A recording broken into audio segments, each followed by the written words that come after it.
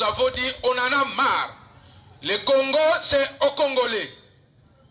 Pona nini soki babomi Congolais, bobeti maboko. Soki biso to lobi oya bomi Congolais, biso peto bomaye lokola ye abomi ye, bolobi ezali droit de l'homme.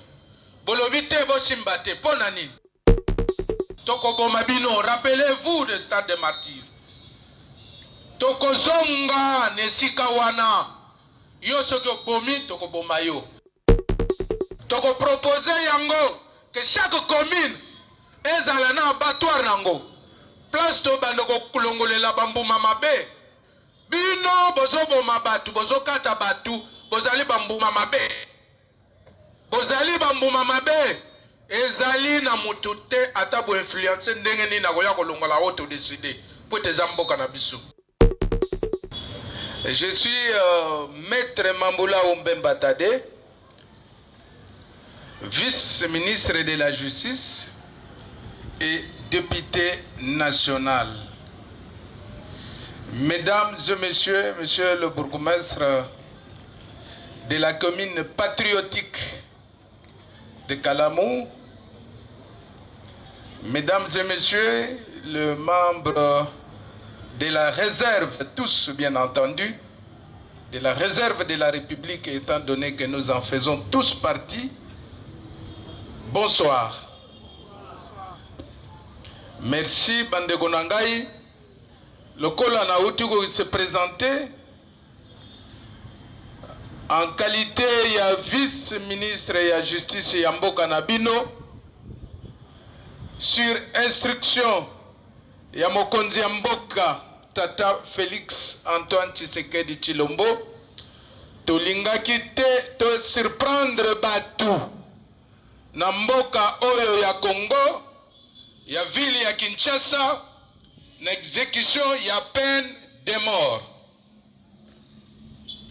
Lokola boyebi yango, c'est depuis 2003 nous avons été derrière la suspension de l'exécution de la peine de mort. Tolobaki, tozali bato.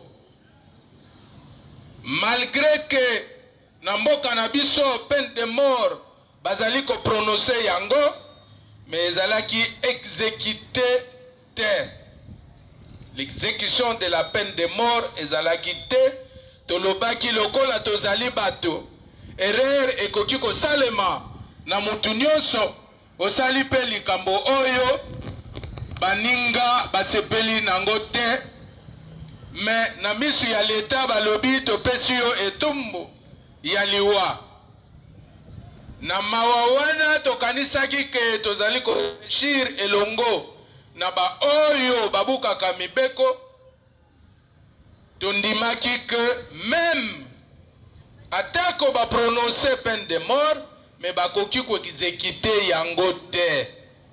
Ezalaki suspendi. Mais ebandaki kozala prononcer mutobuki mibeko bako prononcer yango, mais to bandaki ko exécuter yango te. Metala bozoba ya biso bato. Omoni kisasa ndenge ekomi, mutu akoki kotambola lisusu malamu te. Moyibi ekomi kilikili, trahison o tozobenga bamsusu ba traître, kokata bato machette, okoki kotambola ndenge longo bani te na mboka na yo. Totali mboka kote tozalaki na place tokomi tolobi te. Tala ba Congolais ndenge bazo kufa. Exemple na pesi ezali ya Kisasa, mais soki totali na mboka na biso nyonso tu na Congo, surtout na partie na biso ya Est, bato bazo kufa pona trahison ya biso bana mboka. Kozanga koyoka baye bakosi yo balobi zwa oyo kende koboma ye, biso tokotia yo place na ye. Oyo kendo sala ye mabe okoma lokola ye. Yo zo souffrir mboka za bino nyonso, ale yo sala boye po yo pozali na droit. me mboka nyonso ezalaka na mibeko. Mboka nyonso ezali na mibeko. Bakonzi oyo bino bozo tient en place bazali na pouvoir ya ko décider sur vos destins. Le destin de tout un chacun appartient à vos autorités. Ba oyo bino botiaki na place bolobi totie bino liboso bokamba biso yango bakonzi elongo na tata mokonzi ya Yambo, le président de la République abeti loboko na mesa alobi trop c'est trop. Pona nini kaka Congo, pona nini kaka Congolais oyo bakoki koboma lokola nyama na mboka oyo toyebaki te ndenge nini bakokata mutu na machette. Na mboka oyo okoki kotambola les quatre coins de la République ezalaki okomona te place mutu balakisi mutu munduki bazoboma ye lokola nyama. Alobi c'est fini, trop c'est trop. Lokola bazoboma ba Congolais soki obomie na munduki biso pe toko décider toko boma yo na munduki.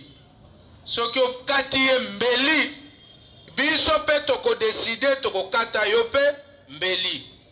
Voilà la motivation oyo esalaki pasi na motema ya tata mokonzi ya mboka elongo na ba oyo nyonso bopesa ye asalaka na bango, dont j'en fais partie.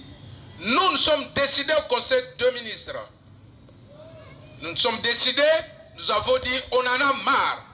Le Congo c'est au Congolais. Pona nini soki babomi Congolais bobeti maboko. Soki biso to lobi oya bomi Congolais biso peto bomaye lokola ye abomi ye bolobi ezali droit de l'homme.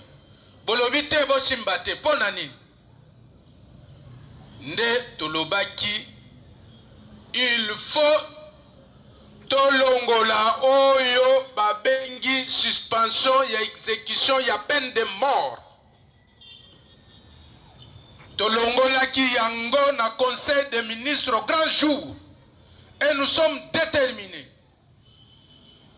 Bapesi na conseil des ministres bapesi biso instruction. Madame la ministre d'État et moi-même, le vice-ministre de la Justice, d'instruire les cours et tribunaux pour que cette décision soit immédiatement exécutée selon les cas. Bongo Oyezalaki le 13 mars, Madame la ministre d'État, nous avons pris la décision de signer la note circulaire pour instruire aux cours et tribunaux afin, une fois la décision rendue en cas de peine de mort, soit immédiatement exécutée. Et c'est notre pays. Tant pis pour ceux qui n'en veulent pas. Le destin de ce pays appartient aux Congolais. Nullement, personne ne peut venir vous dire que Mboka na bino bisonde batu toko bongisa yango. Bisonde batu toko assurer sécurité ya ba Congolais. Soki azali Congolais te lukuta. Tolobaka ngo luvunu. Mutu wako sabino te. Lelo Congolais nyonso oyo azali patriote, oyo azali sima ya bakonzi na ye. Il faut botosa mibeko o décision tozwaki ezali mibeko ya mboka po te bino nde bato bopesaki biso bokonzi. Pe tozali ko décider na kombo na bino. Ezali malamu te soki omoni moninga bazoboma ye bakata ye mbeli bazoko ko exécuter ye. Okomona ngo malamu te bamsusu bazosepela parce que yebi ke ezali ndeko na ye te. Mais mukoleko zala tour na yo nde mukoloko kanisa koloba ngo mboka eza malamu te, il faut kaka bakonzi bazwa décision. Tala mboka ndenge ekomi. Nakoki kosekisa bino mwa mke awa n'époque ya opération Likofi, je pense. Na opération Likofi, une fois on a osé tout simplement koboma ba oyo bazali bambuma mabe na mboka. Omoni na mboka kisasa tokokaki kotambola ozwi telefone na yo pe ochango na mtu ube osimba na maboko ozotambola ba air nyonso olingi mutu akosimba ngo aozala te. Musée le père tango akoti. Je pense que c'est un système qu'il faut retourner. Mboka oyo po etambola malamu, il faudrait que ba patriote bazala sima fachi po tokende liboso. Bongo soki tolandi otozobenga démocratie. Démocratie ezaka na niveau ebele. La démocratie ezali na niveau ebele. Biso susi na biso ezali Congolais nyonso, biso nyonso tozala na ba droit moko. Mais oyo ekomi na mboka na biso. Lokola yo ozali na munduki. Lokola yo ozali na mwambongo. Lokola yo ozali na relation. Bokendaka mikili ya bapoto, bipai nyonso. Bakokosa bino zwa munduki ke bomandeko na yo. Bongo biso tangu tokanga eto che na boloko, babi 20 ans de servitude pénale. Même si tolobi, il mérite la peine de mort, mais boti kaye azala na bomoi.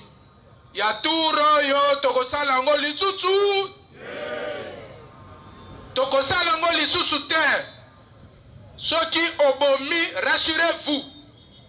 L'instruction kendeki déjà. Vous avez de la chance, de la grâce, parce que nous sommes décidés de sensibiliser yango. Beba papa na ba maman ndenge bo fandi boye. Bosala effort ba o balingaka bana na bango. O balingi bandeko na biso boye bisa bango yango. Que soki bakangi yo bomi mutu. Yo ndeko na yo ko yati. Ko yana yo te. Bon, tu peux venir assister place ba bomelaye. Koto ko bomaye.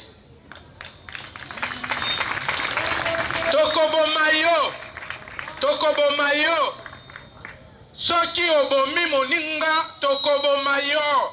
Soko bomaki na mbeli tokobomayo na mbeli.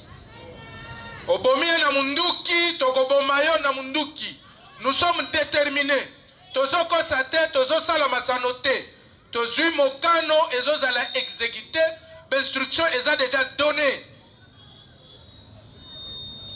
Boye bisabande konyonso. Le temps est déjà révolu. Tokoyoka lisusu te mate ya kote bino bokenda okozwa minduki boya kobomaka biso tokoyoka te. Tokoyoka te parce que mboka eza ya biso bato esengeli toyeba tozomema peuple oyo wapi. Yo kolongola bakulu na mboka na ote oya kotsa awa po chaque jour biso tolalaka te tobundaka toujours baburkumesi bazotambola butu parce que yo ozana bentere na yo awa otamusaka bato oyo bamelaka ba bloka makasi po batroublaka ba ordre ya baninga ya turo yo bozana place terre soki boyokanaka na bato wana boyebisa bango abue esili bapapa na bamama bandeko bamembre oyo ya jeunesse na biso réserve de la République nazali kosenga bino boza ba témoin. Vous allez vous rappeler un jour de cette soirée, de cette journée. Le vice-ministre l'avait dit. C'était le grand jour. Sur le soleil, que mboka oyo soki obomi moninga ba condamné na peine de mort. Rassurez-vous to banoko mema bino awa na public. Peto pesi yo liwa lokola yo pesa ki moninga congolais. Bongo bandeko na yo ba sepela. Na yo lobinga na bomaki ye. Ngaba ko bomanga ite. Toko bomabino, rappelez-vous de stade de martyrs. Toko zonga nesika wana. Yo soko bomi toko bomayo. Soko trahir. Vous allez voir l'exemple. C'est pour bientôt. Bokoyoka yango. Pe bokomona yango bokoyoka kakate bokomona yango. Toko invite bandeko na bango nyoso tu baye. Boza bandeko na yel bofanda kuna. Yo mutobo obota yabi oui otlakisaki ezaleli malamu. Fanda kuna mama na papa. Ale abomaki na nini? O na mbelidi. Tramotina ale zongo. Kende kuna yo nde kuna yale kata yekingo. lokola ya bomaki mningale ye papa bomaye. Comme ça va faire une leçon. Na mboka oyo tangu muze akoti oyibi bakati yo litoi na kanisi muyibi ezalaki lisusu te me bandeko oyo bazo encourager bino soki bamoni yango ke kimia ekoti na Congo kimia ekoti na Kisasa na kanisi balobaka lisusu te droit de l'homme eyaka lisusu te bayaka kofelicite bisusu te ke kimia ekoti na mboka awa lokola bayoki to longoli non exécution à peine de mort to benga moratoire to lever yango mokili nyonso eyebi kokanisa ezaka na Congo ne tozobanda koboma bato biso tozoboma te c'est la loi est dure, c'est la loi dura lex c'est de lex okweyi na mibeko okweyi ezali mibeko ya mboka tozali parmi les rares ya bamboka oyo eza sous-développement oyo exécutaka ba peine de mort tozali quand même bato tozo raisonner batindikaki biso te tango to suspendaki yango biso moko mais bango na bamboka na bango eza développé bazosala yango bamboka ebele ya bato wana bazoloba botika boboma te bosala boye te biso tozoboma te si vous avez tué au fait c'est ça la légitime défense. Le col a yazaki makasi ya komi bundela te. Mais biso l'état et que mibeko ezali en place. Toujours tu es un mauvais produit, on te met là en public, on te donne la mort. C'est tout. C'est une façon de protéger tous ces autres citoyens qui sont encore sains, qui ont droit à la vie. Nous avons tous le droit à la vie. Yo zana no kendo kopekisanga ike nzela wana koleka te. Place wana bakulu na biso tofandi wana boko kufa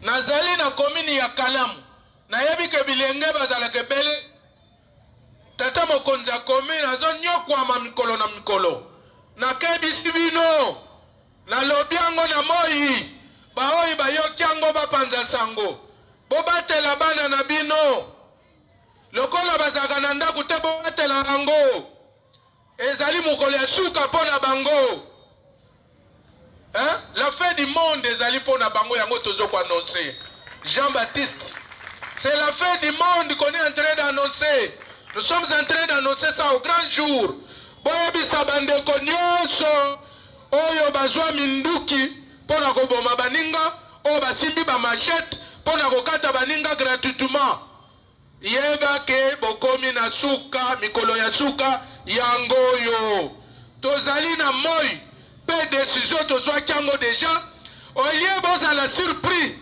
tobengi bino famille na yo baya kotala nenge tozokolongola mbuma mabe na kati ya ville ya Kisasa tozoyebisa bino yango déjà bomiyebelaka lokola ozali mbuma mabe yo soki obomi na mbeli rassurez-vous tokoboma yo na mbeli na moi tobanda ko décider chaque quartier ezala na terrain place ya kobomela bato ekozala malamu bokoyoka ekozala malamu lokolo boyoka na tolite toko proposer yango que chaque commune ezala na abattoir nango place to banda ko kulongolela bambuma mabe bino bozoboma batu bozokata batu bozali bambuma mabe ezali na mutu te ata bo influencer ndenge nini na koya kolongola auto décider po teza mboka na biso biso pe tozali na droit ya ko vivre na kimia si soki yo za mabe kati na biso ozali mbuma mabe eza ya kolia te on ne peut pas te conserver comme une boîte photo bomayo photo longola yo bakikunda yo. Ça ne sera pas un manque à gagner. Au contraire, nous avons protégé les compatriotes qui sont sérieux, qui sont prêts à rendre service à la République. Mboka oyo mututu il faut attendre la ernyo so alingi. Kalate ba carte ekozonga, ba carte d'identité ezozonga mututu ako circuler na kimia ndenge tozolinga na mboka oyo. Mais tokebisi bino. Na ye na annoncé le col Jean-Baptiste Ayaka alobi yesu akoya Jésus viendra. Il viendra. Le Fils de l'homme. C'est ce que je suis venu faire. Nayebi subino ezalaki les 13. Oyo topesaki instruction na ba cours et tribunaux nyonso. Nenga tozabo soki oyoki bakangi yo. Bakangi yo na mbata. Okei na commune. Okei na parquet. O na district. Okomi na parquet. Parquet batindi yo na makala. Okei na ndolo. Papa. Banda deja koyebisa bandeko na yo. Nga na bomaki na ngai ya. Boya kolanda ngai te bosalaka matanga soki bosala ngo. Pe mukolo tokoyoko osali matanga pona mutu ya bongo. Toyebi si burugumestre foko kangaka batu wana. Nakanisi chef de quartier oyo azalaki na n'époque ya tata Mobutu. Kasavu batikaki yo. Tata Mobutu ozalaki na ye, oyebaki ndenge ni mboko ezalaki. Kabila le père akuti yo. Omonaki pele bandeli neni ni mboko ezalaki. Ya turo yo oko compare. Na yebisi yo oko compare ango. Toza déterminé. Toza déterminé. Omoni bamboko nyonso batu bazoki makao. Congolais soki alongwa. Nenga okacha frontière akomi mosantu. Soki olongwe awa okena mboka mususu akomi mosantu. Mais biso pe tolingaka bamboka wana te tozalit. Est-ce que toza na droit ya vivre awa te? Comment pas? Yo olingi okende kotia kimia kuna mais awa otikaka désordre. Toboya yango mboka biso nyonso. Droit de l'homme bandako ya kolanda sima. De toutes les façons biso nyonso tokokufa. Si on te fait précéder à l'au-delà, ce n'est pas notre faute, c'est toi-même. Yo moko olingi yango. Po biso tozo ko annoncer yango. Mais batu ya kimia, rassurez-vous toko continuer ko sala sécurité pour Nabino. Voilà cause oyo esali ke na se déplacer lelo na ya na quartier ya Kalamu na commune ya Kalamu pona yebisa bino yango na kanisi bayoki ngai pe boyoki nga mukole kozala tour ya bana Kalamu ya okende ko exécuter ye boloba te ke toyebaki te boyebi yango